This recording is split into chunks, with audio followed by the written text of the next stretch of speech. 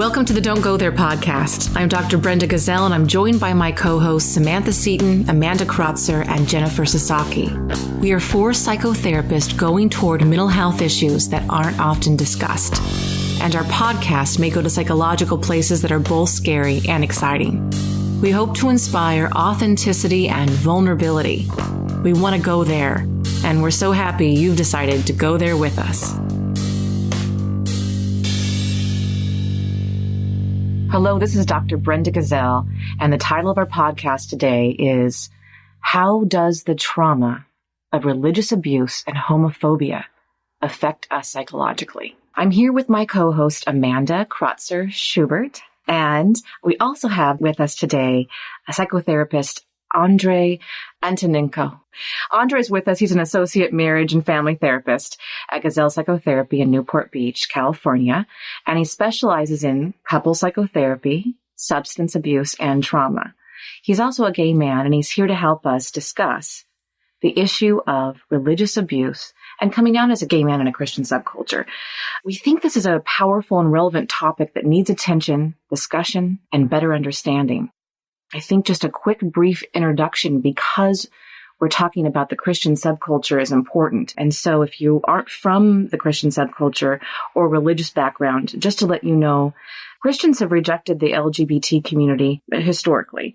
There's these 6 Bible verses that the church has interpreted as condemning homosexuality, and these scriptures have informed and directed the ethos of Christian churches in America, many of our communities, and most of our conservative political leaders. Our current president and his administration do not support same-sex marriage.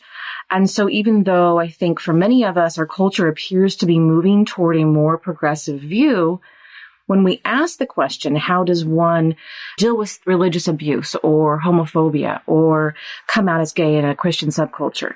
I think that we're really also asking the question for many individuals, how does one come out as gay in America?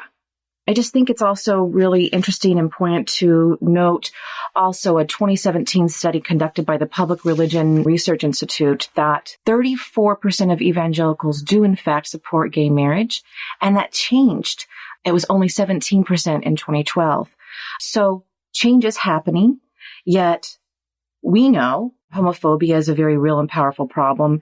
So is religious abuse, and it has tragic and traumatic psychological consequences. And so that's what we want to understand, discuss, and illuminate today. How does religious abuse and homophobia affect the psyche? So I'm so glad you're here with us, Andrey. Pleasure to be here. As we have this conversation, I know Amanda and I have several thoughts and questions, but I think the first important question is just, why did you feel it was important to come and talk with us today? I know we're excited to have you here, but there was this kind of passion about this subject that as a clinician, first and foremost, you thought it was important to have this discussion. Yes. As you were talking right now, a few thoughts came into my head. And first and foremost, I am, as you said, a gay man, and coming out is a process. And part of the process is always challenging yourself and dealing with certain anxieties. Okay. So first you come out to yourself and maybe your family and, other people. So eventually you have to challenge yourself in different ways. So me being here is me challenging myself and sort of like almost coming out to the world in a way that, talking about it, that I am a gay man. Okay. So it's interesting because I said first and foremost, you're a clinician, and it sounds like that doesn't resonate. So you're saying first and foremost, you're a gay man. Well, I am also a clinician, obviously. Yes.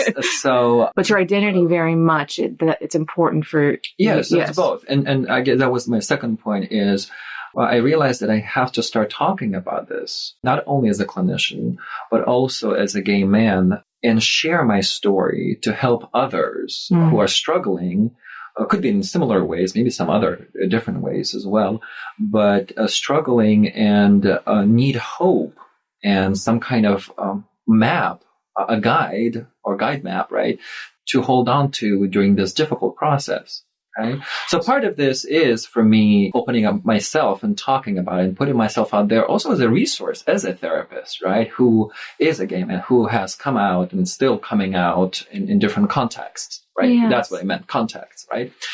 But as a therapist also to help people understand that there are things, there are, processes and there's hope in learning who you are and acknowledging that and accepting that and learning to love that and take care of that. So becoming, yourself, basically. I love this. It reminds me kind of of Brene Brown saying, own your story. Yeah, definitely. Love her. Yes. Right. Yes. That's owning kind your of what story. you want to do here. Yes. The thing I'm hearing kind of, though, is you're saying, I want to show about coming out, but talk about that. But what we kind of started this topic with is understanding coming out when there's homophobia or religious abuse. Yes. I mean, that's the specific piece. And specifically in a Christian subculture or a religious, at least maybe fundamental or very dogmatic subculture, that's the real focus or the piece that I think we are honing in on today. Would that be right? Sure, yes. Right, yeah. So I think that if we're going to even open up this discussion, the first question we need to ask is, what is religious abuse? What is homophobia? But religious abuse first, because we're talking about Christianity, Right. and we're talking about someone trying to come out and that could be within, we're saying it could be traumatic.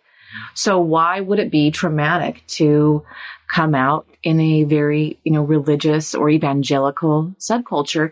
And we're saying, well, there's religious abuse. I mean, we've thrown around a lot of terms. Yes. So what is religious abuse and how would we define that?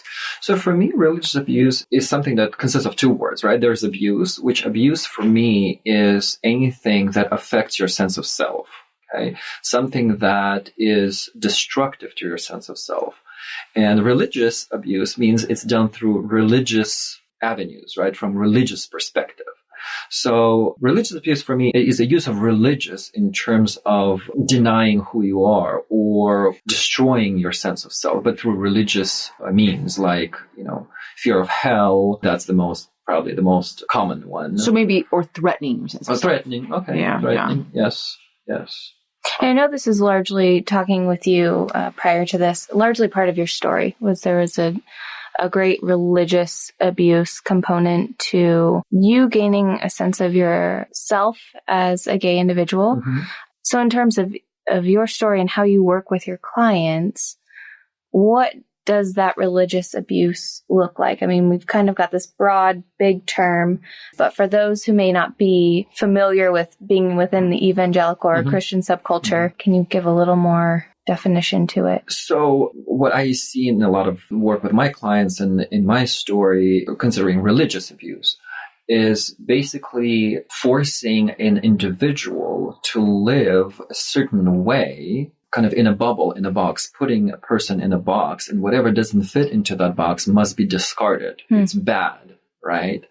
And that has dire consequences because in that moment, I believe you go against nature, right? And if you start messing with nature, I think you will lose. And we're losing our sense of self, which is our identity in the process of that abuse. So that's what abuse is for me, right? Is not allowing the individual to thrive. Okay. So let me throw in though. So I would say that though, I mean, I grew up in a Christian, subculture, and I experienced, so many ways in which I very much was afraid of demons.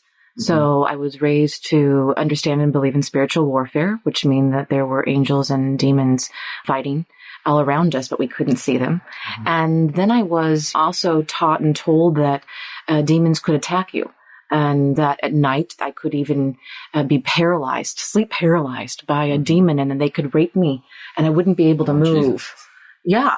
Wow. And I mean, and then that's intense. It was intense. And so I was thinking the demon's going to come in my room while I'm sleeping, paralyze me, and then rape me, and I can't do anything. And so then I would ask everybody, well, what do I do? And I mean, they're telling 9-year-olds this, by the way, 8-year-olds. And I would say, they'd say just, you read a scripture or you yell out, I rebuke you in the name of Jesus Christ, or you sing a song. And I would be a little girl in my bed holding my covers, repeatedly saying, I rebuke you in the name of Jesus Christ, when I was scared, thinking that the demons were going to do something to me, or I saw one, right? To me, that has a very abusive piece. And so that's a little different than saying you're not okay, you don't fit in this box.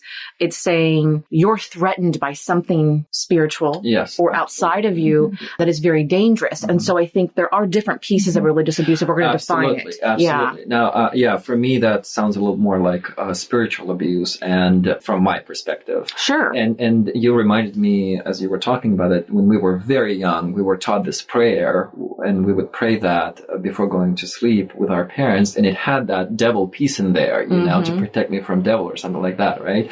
And so again, there is this abusive part of it, that what does the child imagine, right? That there is this force outside of your control that is going to haunt you during the night. Harm you. Right? And harm you as well, right? And it's so powerful, right? That you need protection from it. And I remember I had awful fears going to the bathroom during the night because I thought that somebody was going to grab me and that's it. I would be taken somewhere. I didn't even know where. I was just terrified. You know, there was no sense in it. You're just terrified that somebody's going to abduct you. And yet I don't know that every religious person, and so we're not coming, just to give the caveat and the qualifiers here, that we are not coming at this as theologians by any stretch of the imagination. We are definitely coming from a psychological perspective. So I don't know, and it'd be interesting. I've heard many different religious ideas or theological ideas, but it'd be, interesting to say, where does that line actually, that they would say that that's abusive or not? Because, the truth is that if you're a fundamental Christian, you believe in hell, right? And that there is a real spiritual war happening, and that those demons may have been attacking me, and we don't know. I can remember my cousin was at kindergarten in school, a quick side note, and she, all they did was put up a picture of kind of Dante's hell, if you will, and it has demons and fire burning and everybody's, tortured, and then a picture of clouds, and there was angels and there's a heaven. And she was asked, which one do you want to go to? And she said, well, the one with the clouds and the singing and not the torturing, burning hell. And then they said, well, then go pray. And then they said, you're saved, and praise God. And now, she experienced that as abusive looking back. Yeah. I wonder if everyone does consider that as a religious abuse. We give tracts out. So it is interesting, our psychological lens. We need to be just very thoughtful about what we might see as abuse or not. And so I like that word that you used, destructive to the sense of self, that you started with. It really illuminates it's going to be different for everybody. Yes, absolutely. Absolutely. Because, as you were talking about your story, I remembered one of the things that were abusive for me, right, was that if I do not listen to my parents, or if I'm being like, a naughty boy or whatever, I'm going to go to hell. So if there's any kind of self-expression that goes against your parent, that's it. I remember at age 5 fearing going to hell because I disobeyed my mother, and it was awful. To this day, I remember it. And I never thought of it as abusive at that time. You don't think about it as abusive at that time. You don't have the capacity to think about it as abusive. No. Right? You're just afraid of it. You're just in panic and terror, right? It just consumes you. But through therapy, and that's the piece of hope, that you can work through it, right? You can, as an adult, go back there and realize and see it for what it was from your perspective, right? And learn to trust your feelings, how you felt at that time, right? And rebuild your sense of self. Yes. So that is what a great segue as we're talking about religious abuse and understanding it, then to say, so now you're already afraid that if you don't tell your parents what they want to hear, you're going to hell. Yeah. Now, then you add on the piece of, oh shoot, I might be gay, right? And then what are your parents going to say? Then how much do you go to hell? Imagining that's the next layer. Right. Absolutely. Because that segue that you talked about, because part of also of that abusive environment is that you start protecting your parents, right? So they're always right. Right. And I, without knowing it, I became the protector of the family, not necessarily physically, but psychically. Right. So now me coming out as gay is the same as, destroying my family. It's putting shame on my family. Right. And they are affected as well. Right. And how do I manage that? So now it's me versus them losing, I'm gaining myself, but I'm losing so much. How do you manage that? That's very terrifying. Right. And then on top of that, you are damned to hell. And does that damn them to hell? I never thought of that. No, I didn't think about They're it that okay. way. They're fine, yeah, because they're living, according to God's will, but you are not, right? And yes, there is huge anxiety about what does that mean. But they get put in emotional hell if you do that because of the shame. Right. I guess so. Yeah. Well, as therapists, we think about those things, but I guess as a general public, we probably don't. Although we do worry about their feelings, right? Generally, yes, absolutely. So tell me then, a little bit about that idea of how long did it take for you, if you don't mind sharing that, to tell your parents this, or to realize, or the process of realizing that there's been something destructive to my sense of self and I have a right to having my truth. So the whole process of coming out took 18 years. And I didn't know that it was a process until I finally came out. So it only, retrospectively made sense.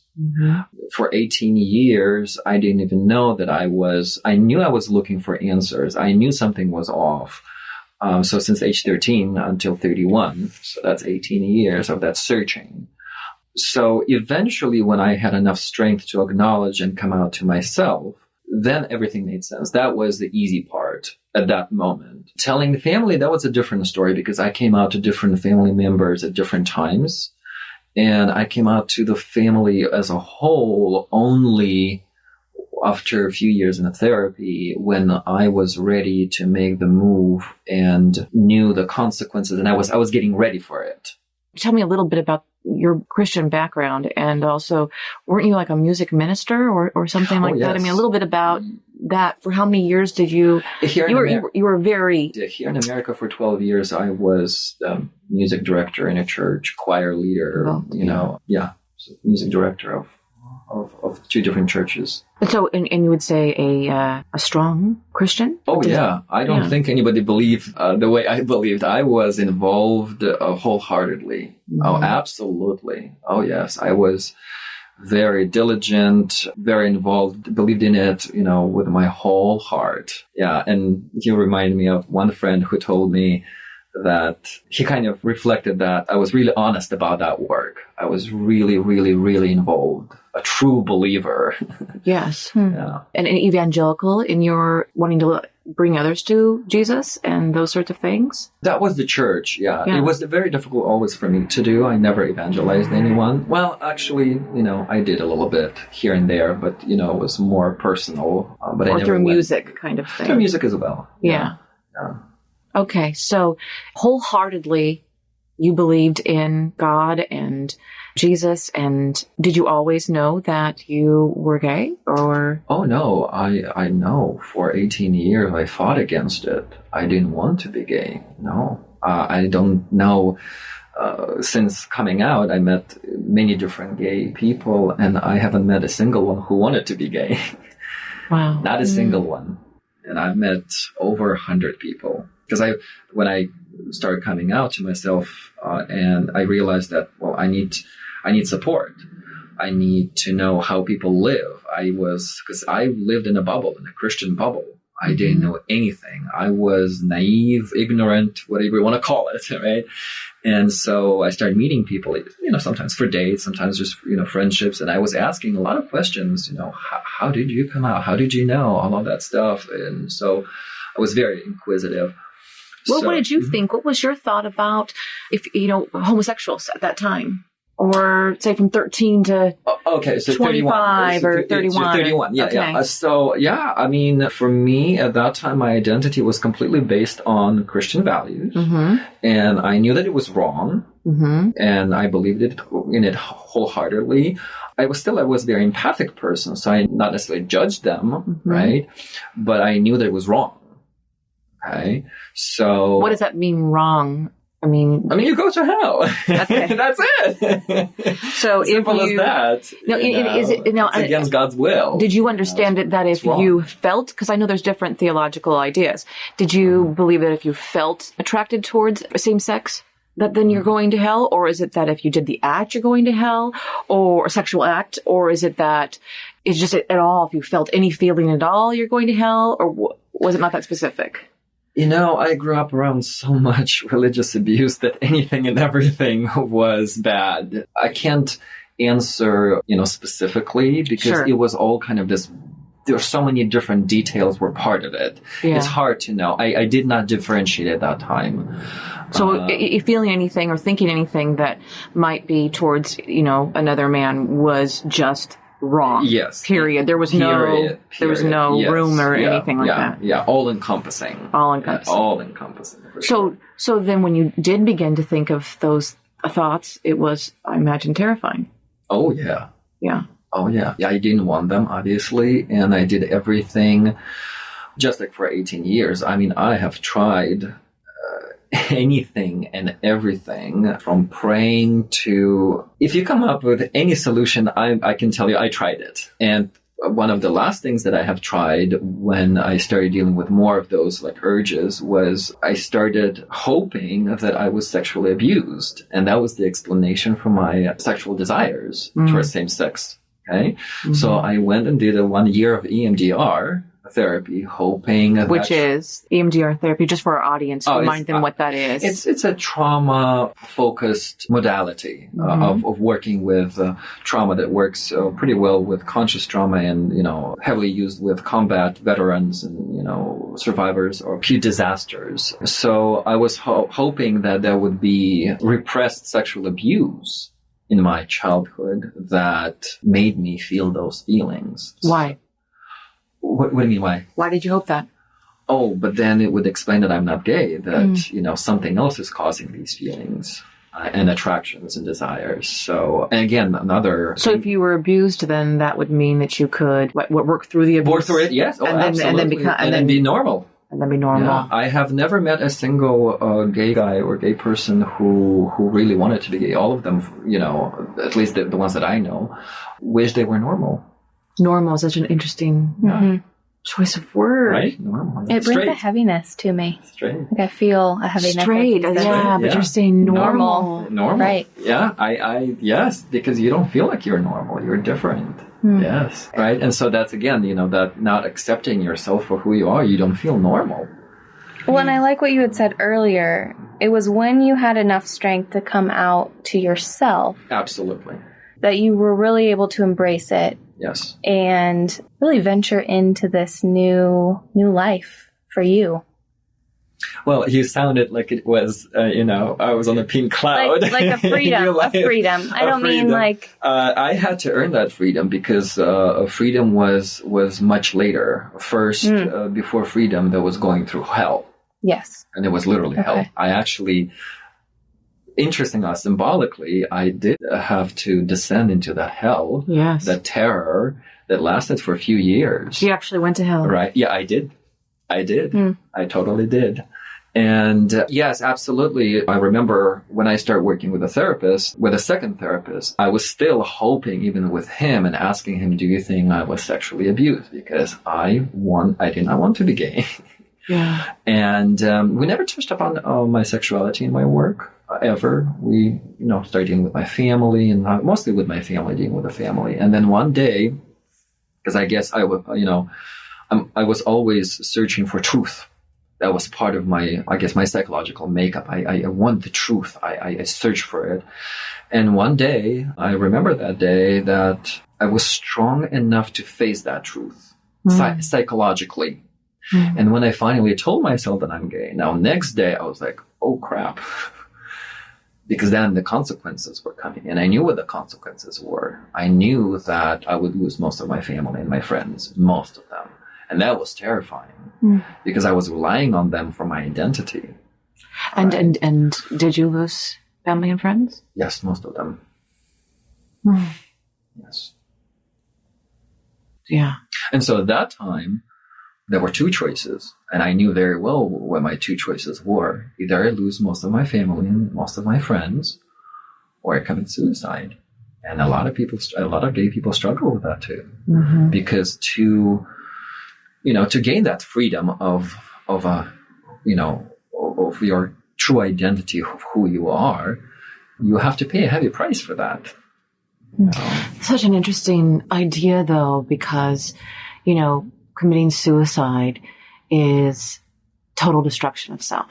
And we started talking about religious abuse and the idea of what abuse is destruction of self, right?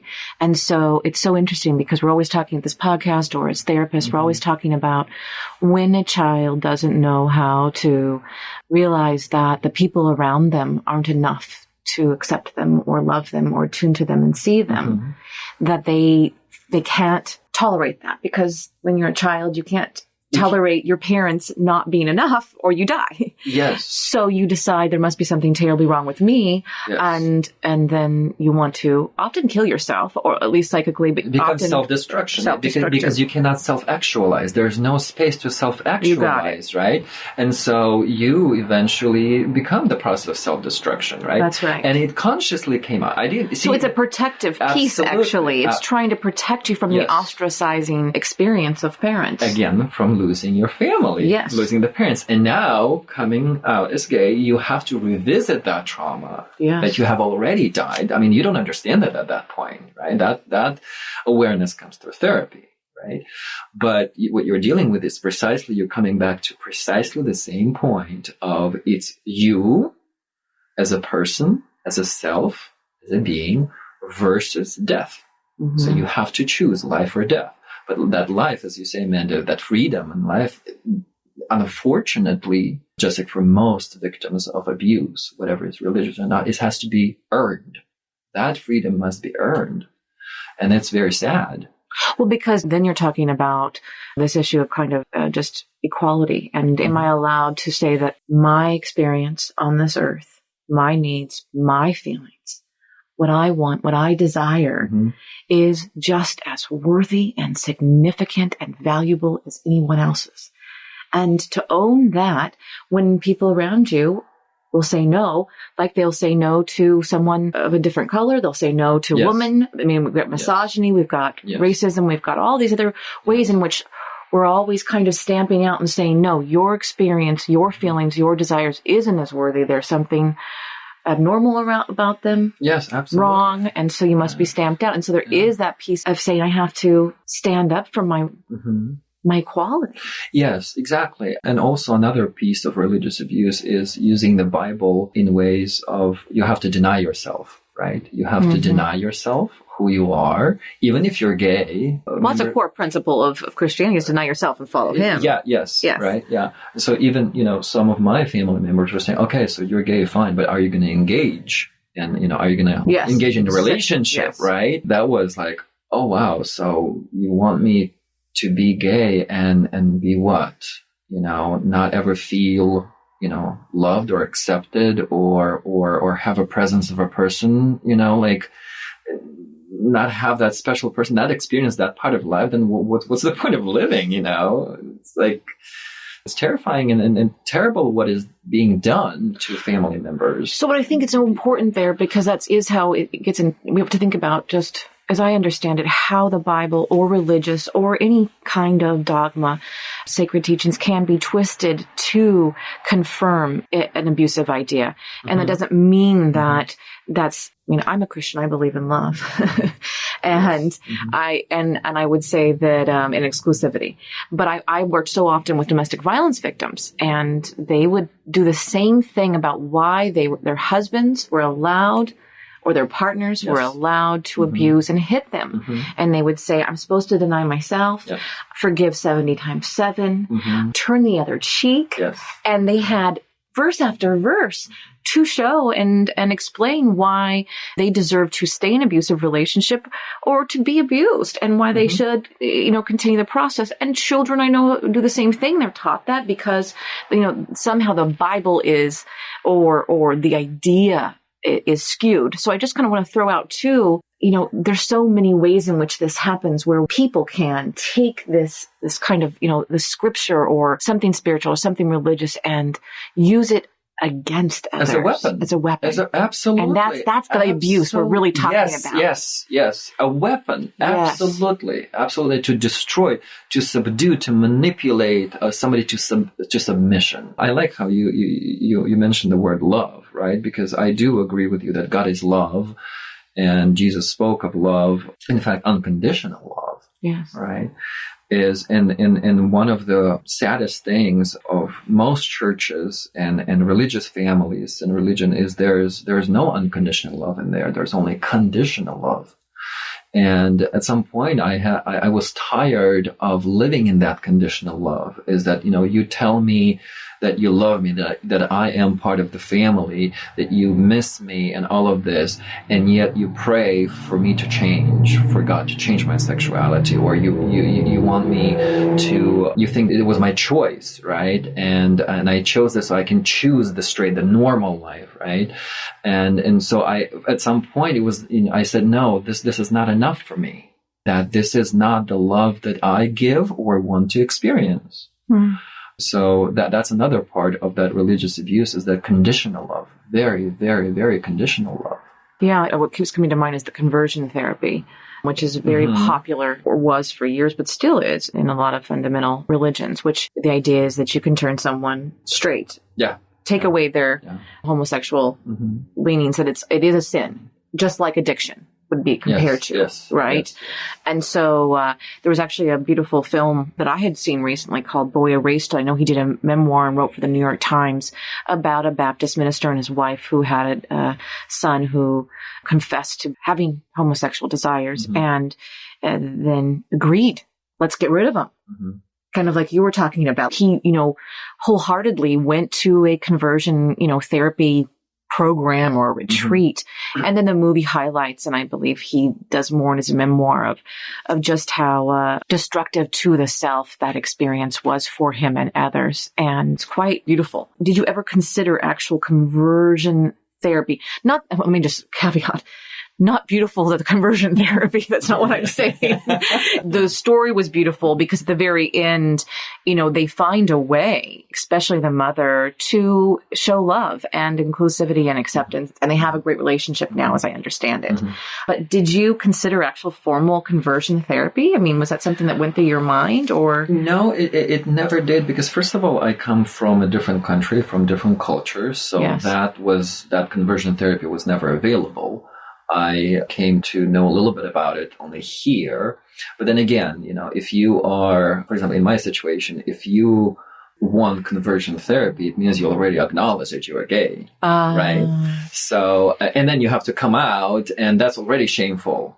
Okay. So I didn't have any, internal strength to even acknowledge that. Okay.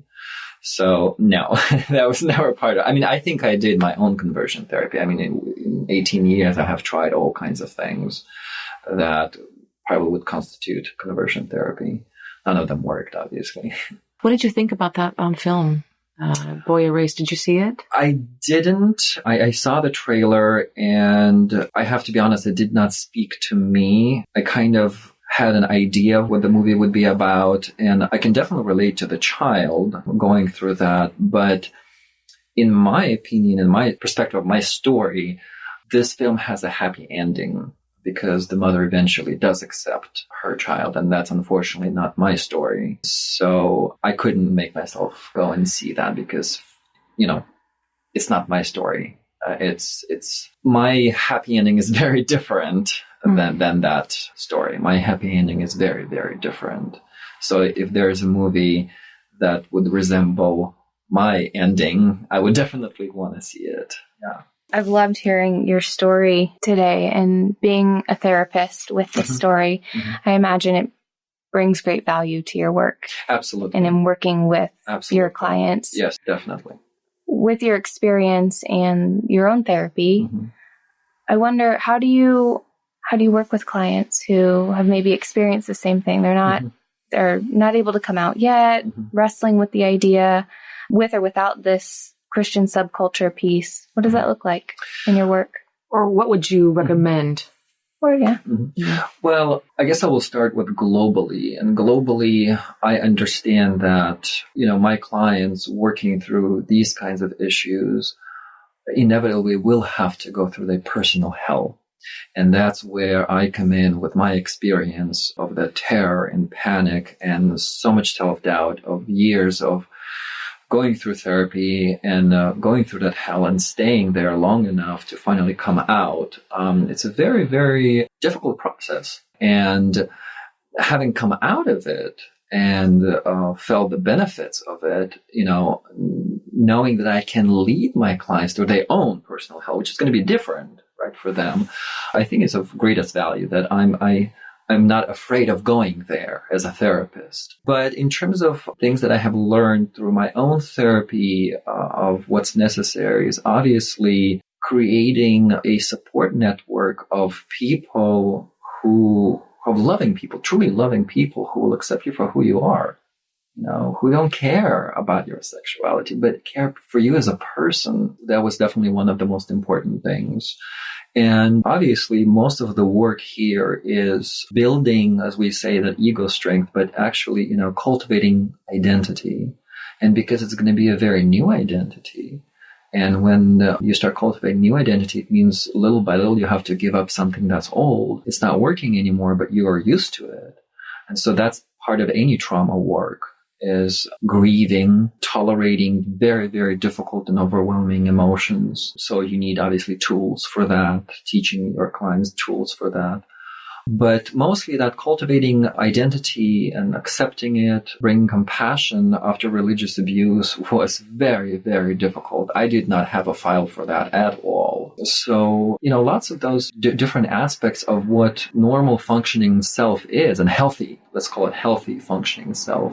It's basically that's the work. And I've heard you mention before, I think we were in a group consultation together, and you had mentioned, recommending to another therapist who was talking about coming out as gay. And you said something like, don't talk about the gay piece for a while or at all. Don't bring it up. Me and Amanda were talking about that even earlier, about how that is so interesting because you want to make it about the sexuality, but in most cases, or you want to make it about your race, or you want to make it about being a woman, right? Whatever the problem is, we love to hang our hat on to something. Yes. But at the end of the day, we always seem to come back to this in our podcast when we talk as therapists, which is, that's not the issue. People come in all the time and they say, it's my weight. And it's like, well, we can hang our hat on it and talk about your weight, but I can give you a nutritionist. It's not about the weight. Really, what it's about is, are you going to accept who you are and get to know you? And like you said, find your truth and say, I am worthy as anybody else here on this earth. And learn to say that you're worthy, actually. Yeah, that's the work. That's why before even, talking about gay, let's talk about self-acceptance. Can you actually offer that to yourself? What does that self-love look like? What does compassion look like? And for a traumatized person, they have no clue what that is, right?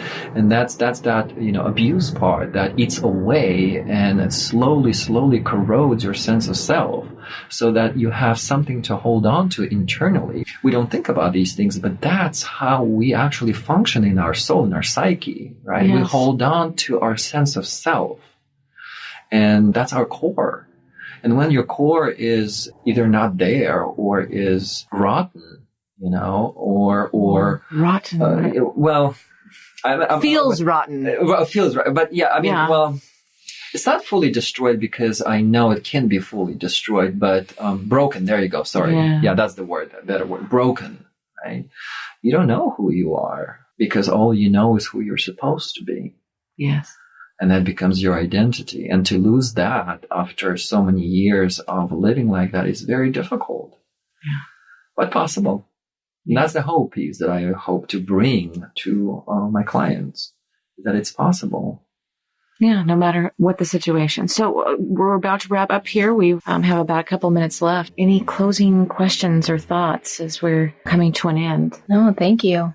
It was really great to hear your personal story and then kind of see you put on the therapist hat and what that looks like in working with your clients. Yes, I hope that my story will allow others to start searching for their own truth and eventually reap the benefits of living their own lives as themselves and is not somebody else. Yes, right. Letting go of that false persona and saying I get to be a whole person, whatever that's and being there. myself. Because at the end of the day, we all want to be happy. And I realized that happiness is actually a feeling of contentment, of accepting who you are, being okay with who you are. And no matter, how much you search for happiness outside, that's the origins of our happiness, is accepting and being who you are and living as who you are. And then that's the process in itself. It takes us a whole lifetime to figure out who we are, but it has to start there. Yeah, accepting yourself and that you have something meaningful in this world, I think. Absolutely. Yes, and so not something, but a lot of meaning in there. To offer. Yes, you got it. Oh, there is a lot to offer. Yeah. Yes. Yeah. And that's the wealth. That's how does the Bible say? I grew up knowing Bible in Russian, but the water of life, right? The springs of life. There you go, right? The source, the fountain of life. There you go. Right? Yeah, that's the source of it. Personal spirit. We have to learn to cultivate that. Beautiful. Yeah. Thank you so much for being vulnerable today, sharing your story pleasure. And stepping out and doing that with us. I'm very grateful. And it's my honor. Wow. And it's my honor. All right. Well, thank you. Thank you. Thank you. Thank you for choosing to listen to the Don't Go There podcast. If you enjoyed our podcast, please review us on iTunes. To learn more about any of us, go to www.don'tgotherepodcast.com or www.gazellpsychotherapy.com. Thanks again.